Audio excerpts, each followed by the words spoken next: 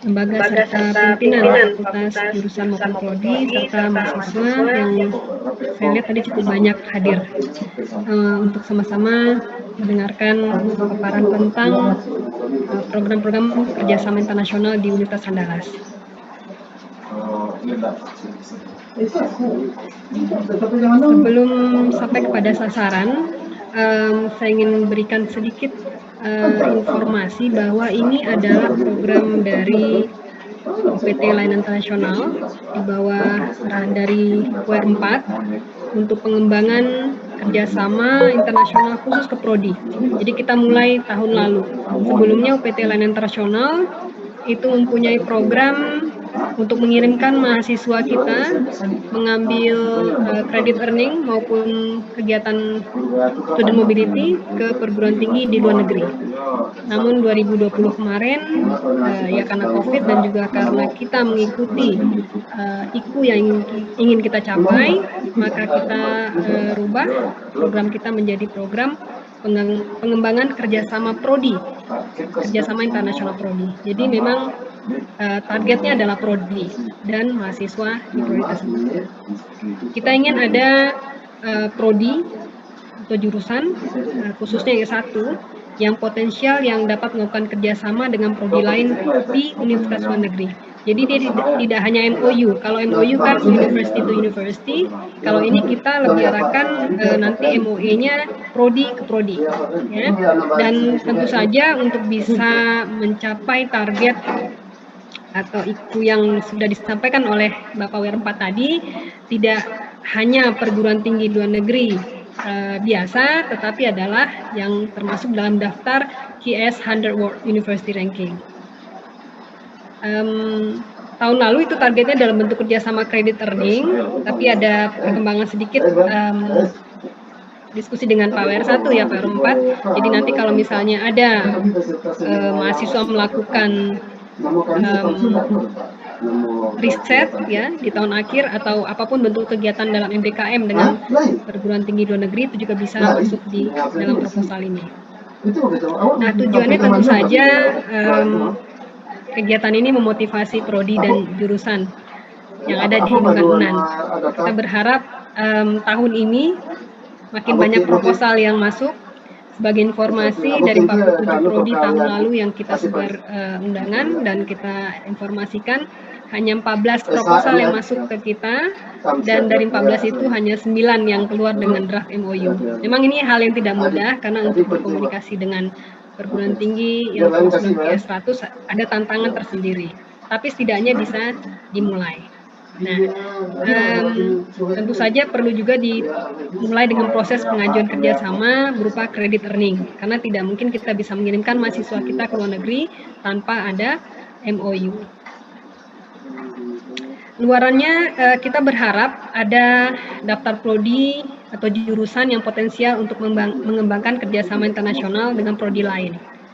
Lalu kita juga berharap dari kegiatan ini nanti tersusun ada proposal kerjasama dan juga tersusun panduan kerjasama internasional prodi. Jadi seperti tahun kemarin itu ada 2 prodi yang cukup bagus, artinya outputnya sampai kepada penandatangan MOU. Nah kita bisa nanti sharing juga, mendapatkan pengalaman-pengalaman dari prodi tersebut bagaimana melakukan komunikasi dengan perguruan tinggi internasional yang QS 100 sehingga bisa mendapatkan MOU. Ini syaratnya simpel saja, bahwa semua prodi, ya, yang pasti jurusan S1, prodi atau jurusan S1 di lingkungan UNAN bisa mengusulkan, dan yang pasti itu diketuai oleh kaprodinya atau kajurnya di lingkungan UNAN dan diketahui oleh dekan. Pembiayaan lumayan besar, saya pikir EP3M 5 juta ya Bu Heni ya. Kita memberikan pembiayaan 10 juta untuk satu proposal. Jadi biasa ada tahap 1, ada tahap 2, tentu kita bisa bayarkan 100% setelah semua luaran tadi telah diverifikasi. Nah ini sangat teknis sekali karena banyak sekali pertanyaan-pertanyaan bagaimana tentang biaya-biaya yang bisa diklaim. Saya pikir Bapak Ibu sudah terbiasa untuk laporan keuangan dalam proposal-proposal kegiatan yang pernah dilaksanakan. Ini untuk format proposalnya, seperti biasa, tentu bagian depan ada bagian isi proposal. Nah, ini yang paling penting sekali di isi proposal tentang spesifik disiplin ilmu. Banyak pertanyaan, kenapa UNAN atau PT tidak memfasilitasi MOU? Seperti disampaikan Bapak Karempat tadi, sekarang basisnya adalah prodi. Jadi masing-masing prodi punya spesifik bidang ilmu masing-masing. Ya, kebutuhan prodi untuk memperluas jaringnya juga tergantung dari keadaan prodi. Jadi existing condition dari prodi itu perlu disampaikan di dalam proposal. Dan juga perlu disampaikan apa sih urgensi untuk kerjasama internasional tersebut. Tentu saja ujung-ujungnya nanti akreditasi internasional. Bapak Ibu di jurusan atau di prodi pasti menginginkan tidak hanya akreditasi nasional, tapi juga bisa sampai kepada tahap akreditasi internasional yang menjadi juga acuan untuk IKU kita. Lalu Bapak Ibu bisa sampaikan sedikit profil tentang partner university, dan yang terakhir adalah mapping matriks kurikulumnya.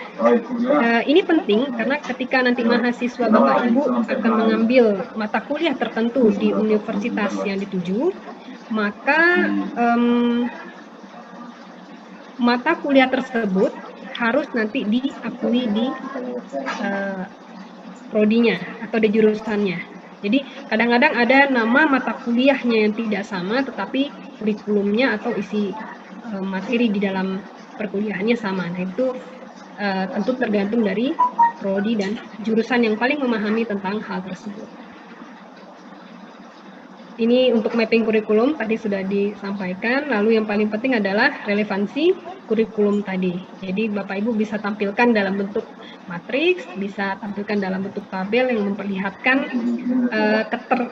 keterkaitan antara mata kuliah di perguruan tinggi tujuan dan di prodi. Lalu ini strategi pencapaian luaran yang perlu ada.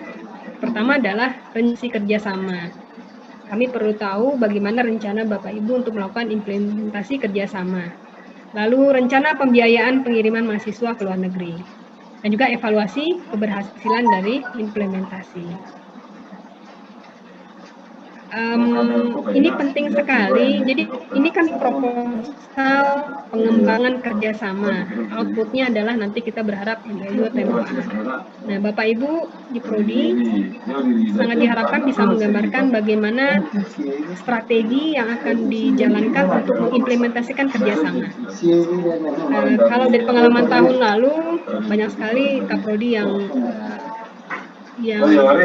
tidak komplain tapi mengeluh tidak mendapat respon dari universitas yang dituju. Jadi Bapak Ibu bisa sebenarnya salah satu trik adalah misalnya menghubungi PPI, Persatuan Pelajar Indonesia yang ada di situ, atau dosen yang ada bekerja di situ, atau orang Indonesia yang ada di universitas tersebut untuk menjadi kontak person yang menghubungkan dengan ilmunya atau dengan prodinya. Ya, atau mungkin para profesor, guru besar yang ada di prodi Bapak Ibu punya link atau channel untuk ke universitas tertentu. Jadi banyak sekali. Nah, itu tolong dijelaskan di dalam rencana implementasi Bapak Ibu. Nah, ini untuk rencana tentang pembiayaan mahasiswa. Kalau tahun-tahun sebelumnya kita juga memberikan bantuan kepada mahasiswa untuk melakukan program student mobility dan credit earning. Tahun ini kita tetap akan memberikan bantuan, ya.